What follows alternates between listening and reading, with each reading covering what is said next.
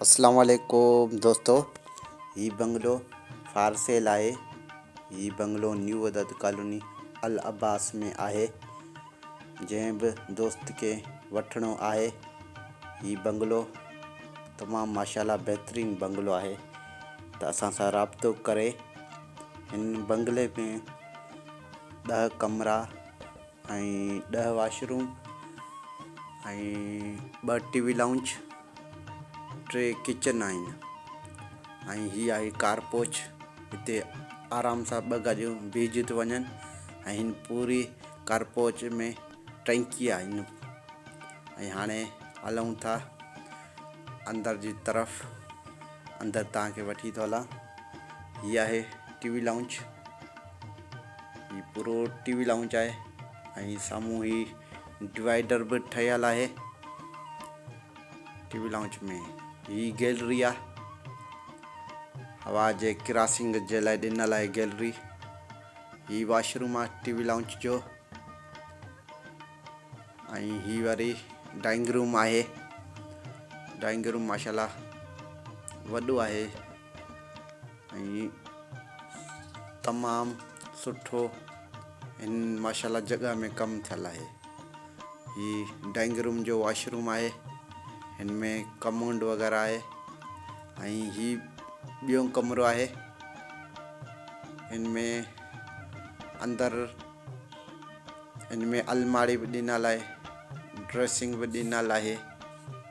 ही पहिरीं सॼो कमरो ॾिसो। हीअ आहे अलमारी दीवार में अटैच आहे ऐं ही वॉशरूम आहे इन कमरे जो। ही वरी ॿियो कमरो आहे। ही यूज़ में कोन्हे इन करे इन में वरी सामान वग़ैरह हाली रखी छॾियो आहे इन करे।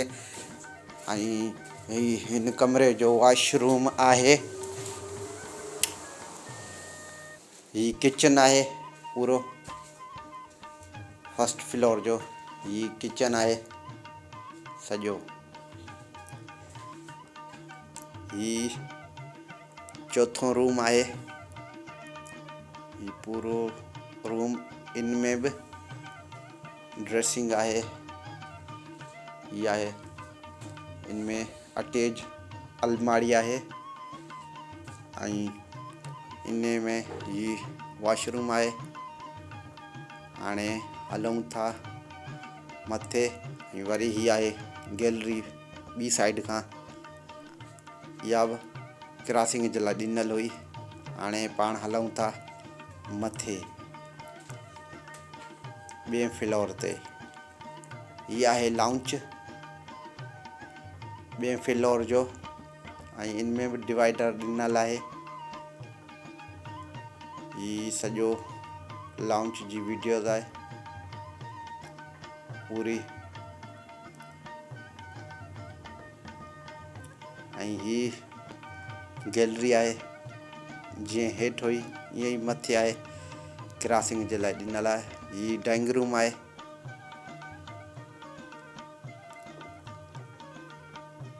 ही सॼो डाइनिंग रूम ऐं ही कॉमन वॉशरूम आहे। हाणे ही डाइनिंग रूम मां माण्हू ॿाहिरि निकिरंदो। हिते ही गैलरी ॾिनल आहे। न माण्हू ॿाहिरां महिमान अचे ॿाहिरियां हलियो वञे, ॿाहिरियां गेट ॾिनल आहे। हाणे ही ॿियो रूम आहे। ही इन रूम जो वॉशरूम आहे।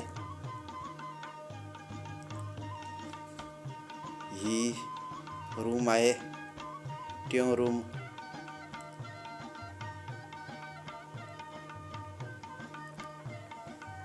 ये इन रूम जो वॉशरूम आहे। इनमें कमोंड वग़ैरह आहे। इनमें अटैच अलमारी आहे दीवार में। ही किचन आहे ॿिए फ्लोर जो।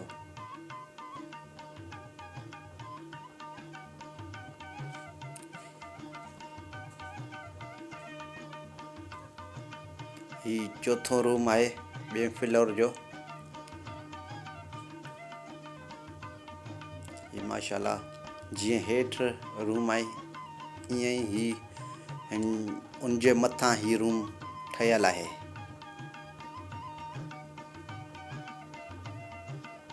ही इन वॉशरूम जी अलमारी आहे दीवार में अटैच ही वॉशरूम। ऐं इन कमरे खां गैलरी जो दरवाज़ो ॾिनल आहे। हाणे हिते ई गैलरी में पाण इंटर थी वियासीं। हाणे हीअ आहे टेरस। हवा हिते माशाल्लाह बहितरीनु हूंदी आहे, हवा जे लाइ ॾिनल आहे। ओपन माहौल आहे। हिते ख़ूबसूरत ही ॼारी लॻल आहे। ही गैलरी आहे क्रॉसिंग जे लाइ, ॿिए फ्लोर ते ॾिनल हुई। हाणे हलूं था 3 फ्लोर ते। ही 3 फ्लोर जो अंगण आहे। 2 कमरा आहिनि। हिते ही पहिरियों कमरो आहे।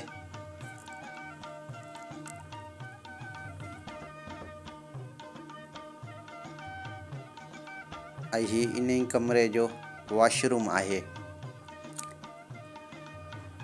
ही ॿियो कमरो आहे। 2 कमरा आहिनि हिते ऐं हिकिड़ो वॉशरूम आहे।